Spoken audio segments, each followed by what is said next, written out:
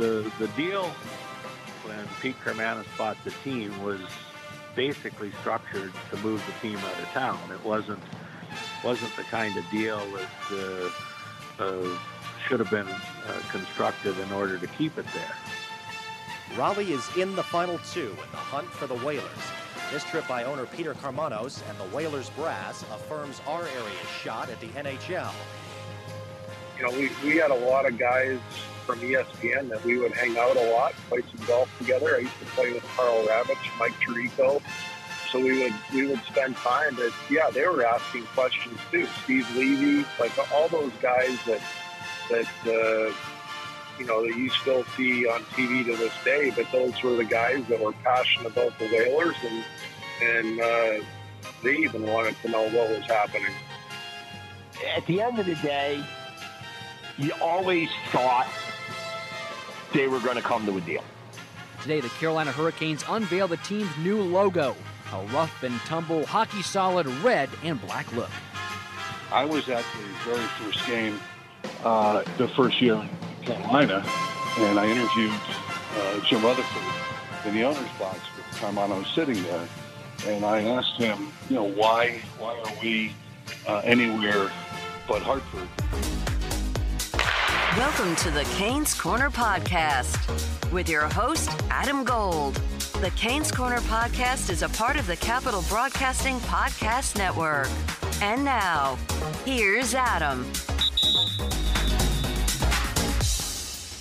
The Carolina Hurricanes have packed a lot of history into their franchise as we ready a 25th anniversary celebration.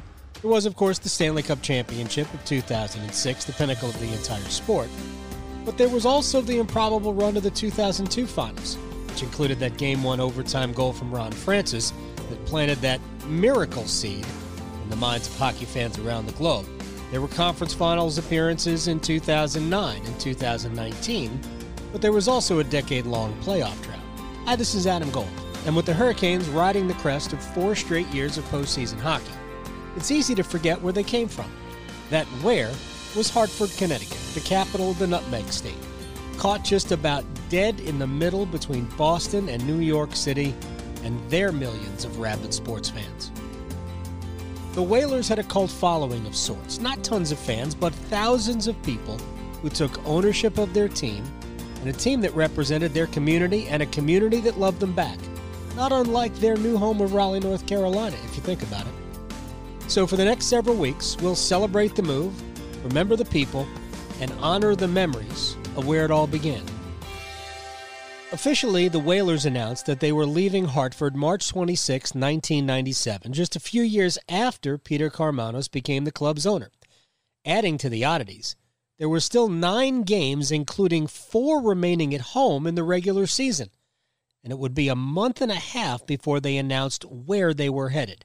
Jim Rutherford was the team's general manager at the time of the move, and in his opinion, this was something that was set in place well before it was executed. The original deal, when Pete Karmanos bought the team, was basically structured to move the team out of town. It wasn't the kind of deal that should have been constructed in order to keep it there.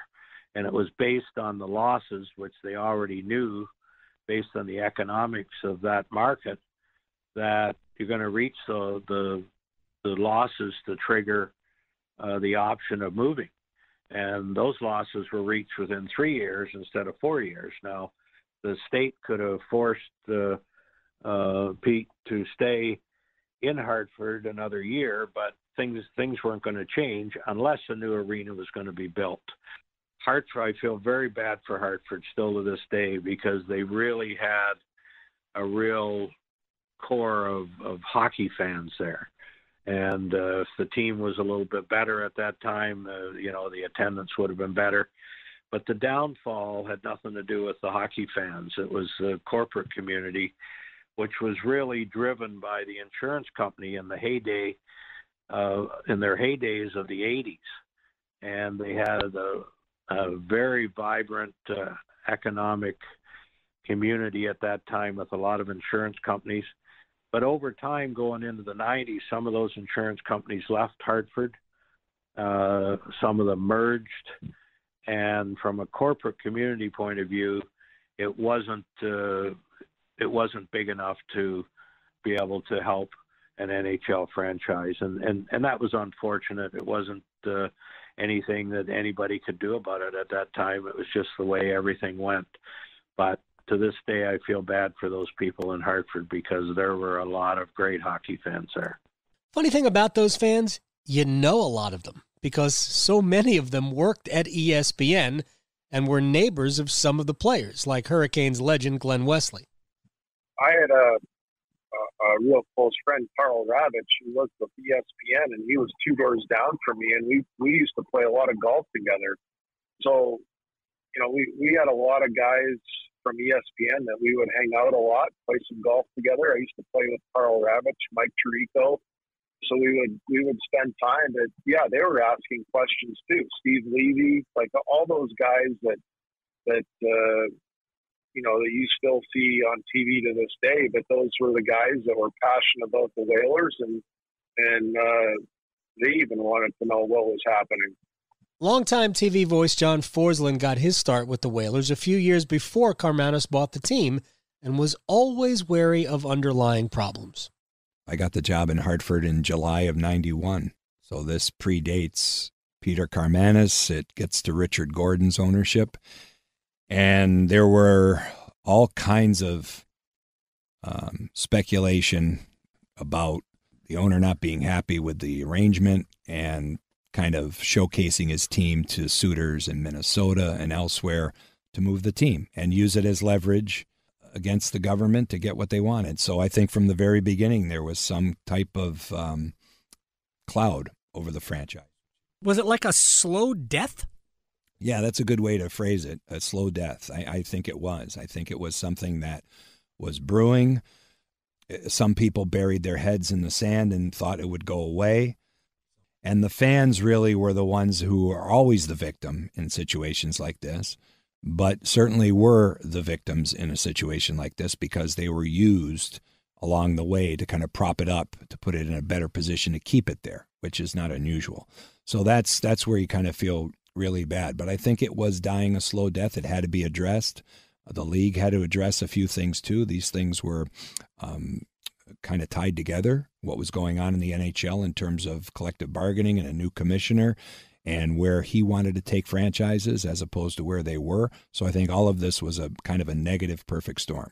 Chris Brown was the team's director of media relations at the time of the move. The negotiations were going on with the state of Connecticut. And what Mr. Karmanos was trying to do with the whole arena deal in Hartford was make it, you know, realistic and more favorable to succeed. And those negotiations just started to fall apart. And I think one of the biggest misnomers out there is that Pete didn't want to stay in Hartford. He did. He needed a situation where he could be successful. And so Governor Rowland, I believe, was a governor at the time. He just didn't see fit that the NHL and the Hartford Whalers were a priority, unfortunately. So we started hearing rumors that, you know, we could go to Minnesota, we could go to Las Vegas, we could go to Carolina.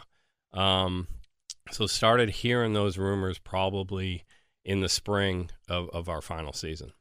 The unusual thing was that there was a gap between leaving Hartford and then finding out where you were going. So what was that period like? What was that last game in Hartford like?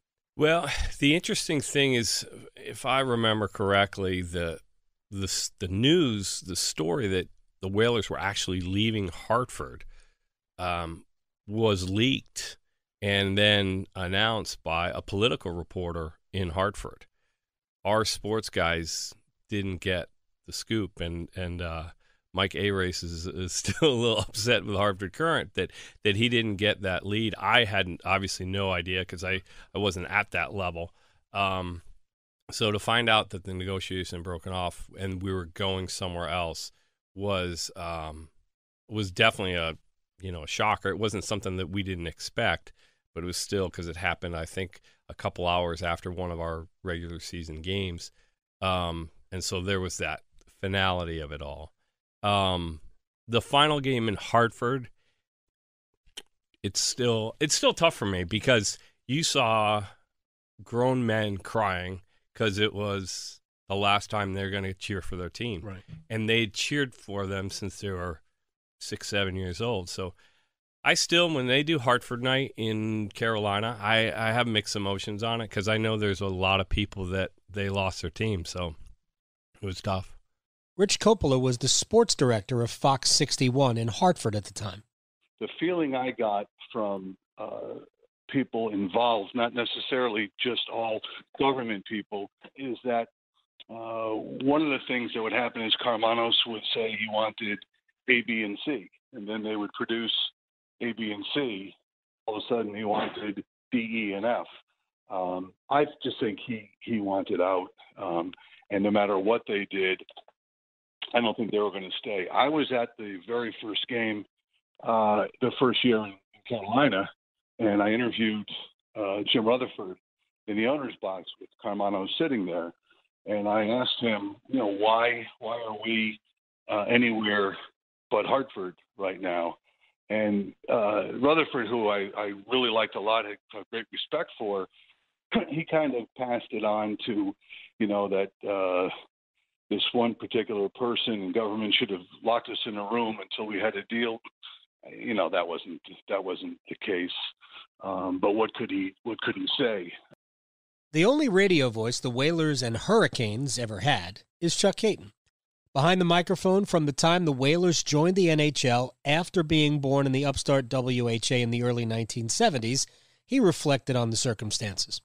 It was devastating, first of all, and I remember being in Jim Rutherford's office right around the time all of the rumors were circulating around the move, and of course it was about a new building and that type of thing, and I really didn't believe it. I really thought that it would not happen. I thought that there would be some resolution that somehow the state of Connecticut would help Peter Karmanos build a building and they'd have the revenue streams to be able to exist in the NHL. And when it didn't happen, I got the word from Jim himself, and he said, "Well, you're going to come with us, aren't you?" I said, "Yeah, of course." I had 2 years left on my contract at that time, and he was always good to me. But it was devastating news, and the reality really set in when I talked to Chris Berman, who was an advisor at the time with the KTR group, and he basically gave me the heads up that things weren't going well with the negotiations between the state of Connecticut and Peter Karmanos and the team. So kind of had an inkling back in late March of '97 that it was going to happen. Was there a lead up to this? Were there rumblings in recent years? And it was at a time where the NHL was seeing a lot of franchise relocation. Well, I mean, you had the year before that, of course, with Colorado and Arizona the year before that. So, I mean, you saw the Winnipeg Jets leaving to go to Arizona, the Quebec Nordiques to Colorado. So the handwriting was on the wall. I think for me, the handwriting was on the wall when we had a lot of turmoil in management prior to Peter Karmanos buying the team. And when he came in and made a 4-year commitment to the city of Hartford at the time, I thought, well, this is good, but this is a limited time effort for the fans to show up, or the team to turn around and be a perennial playoff team so that the attendance would, be sufficient enough to stay. And, of course, the economics, Adam, were changing in the NHL. I think the Whalers were victims of that as well. I mean, things were getting very costly way before the salary cap era. And even if there were a salary cap, which is about $90 million now, or will be, I still don't think the team would have survived in Hartford. After the break, it starts to become apparent that Raleigh, North Carolina has a real shot to hit the big time.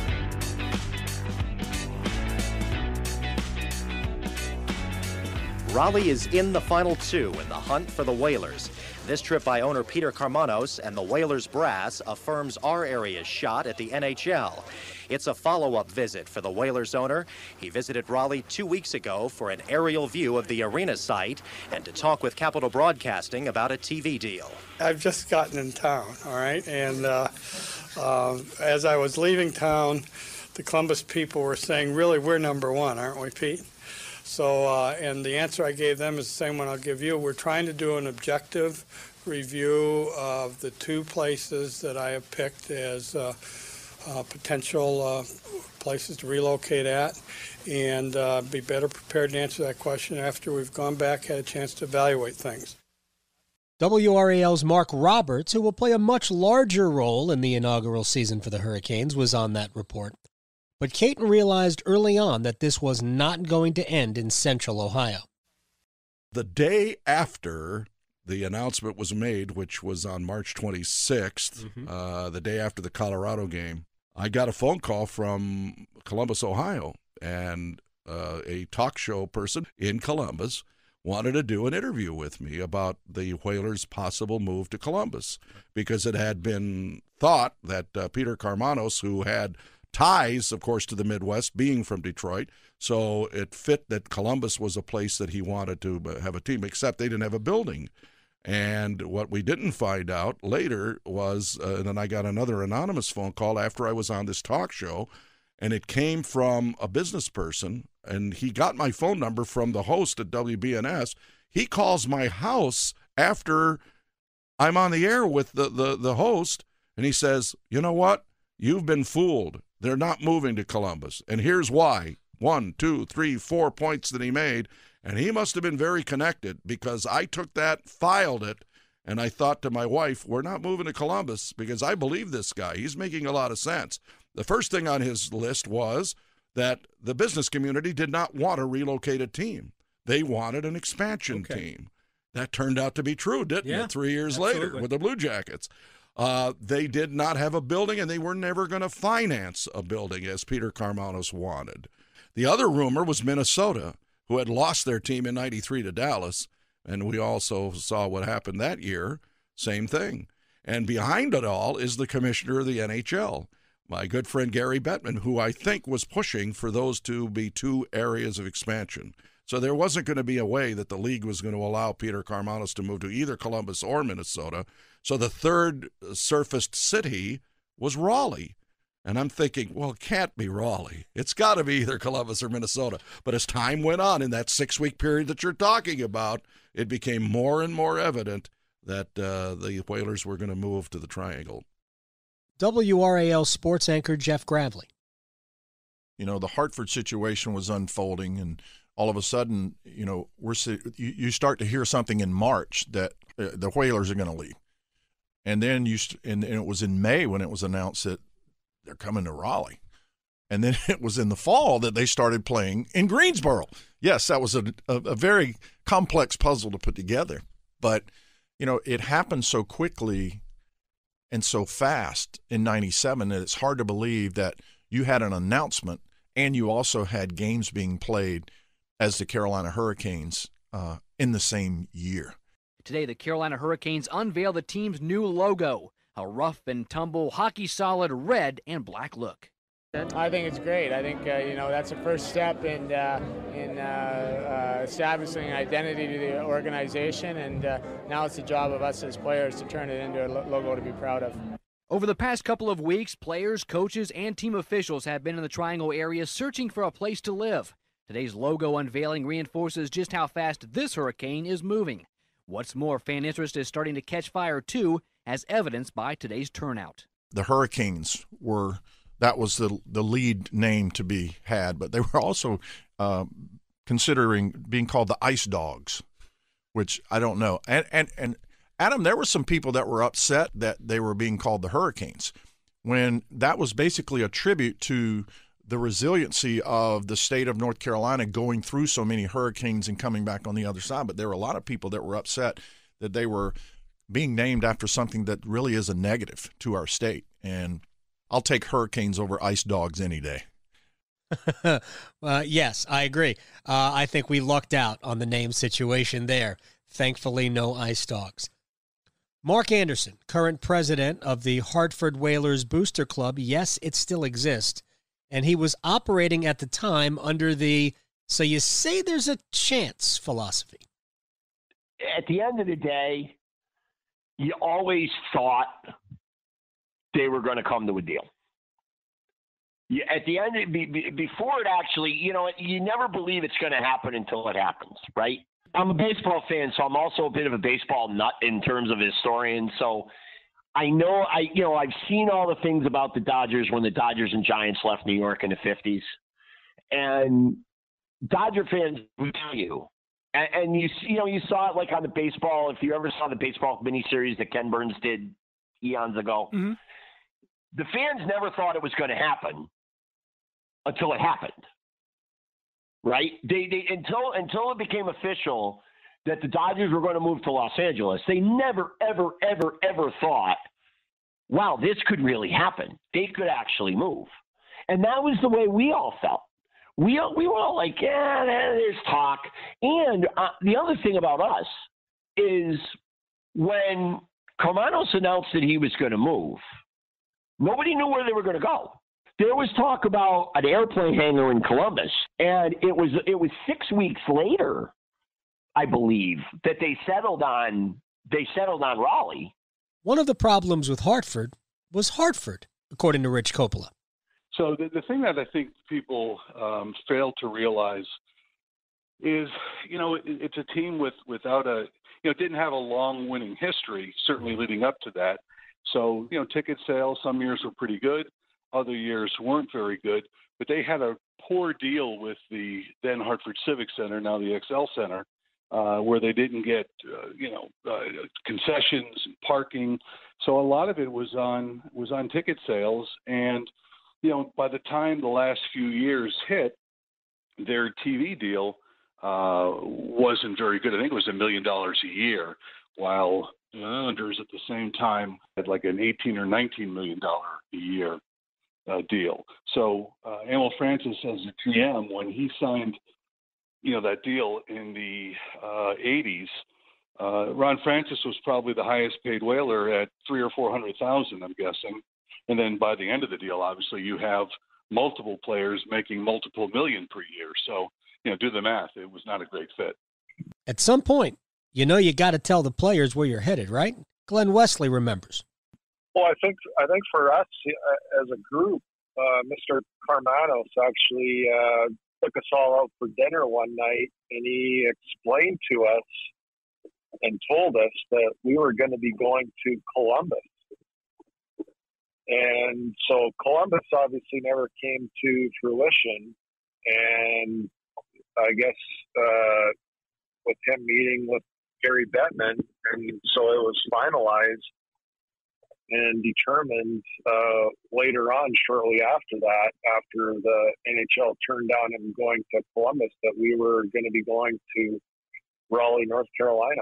You had been with the team a few years since the trade from Boston. Did you have any inkling at all that time was that you guys could be moving out of Hartford, and you still didn't know where you would be going?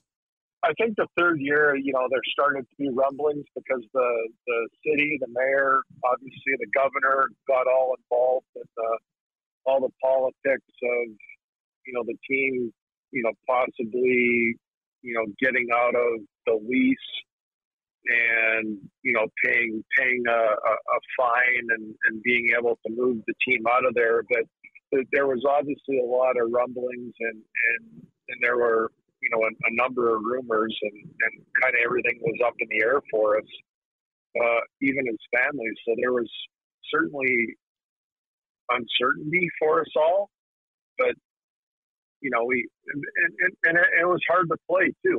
I'm not going to lie. Like everybody in their back of their mind was going like, what's going on? Where are we going to be going? Where we're going to be moving to? So it's a little bit up in the air, but at the time, Mr. Karmanos told us that we were going to Columbus, and then that got shut down, in a hurry by Gary Bettman, and then we ended up, settling and moving to North Carolina. A glance at episode 2, the Hartford dynamic, after the break.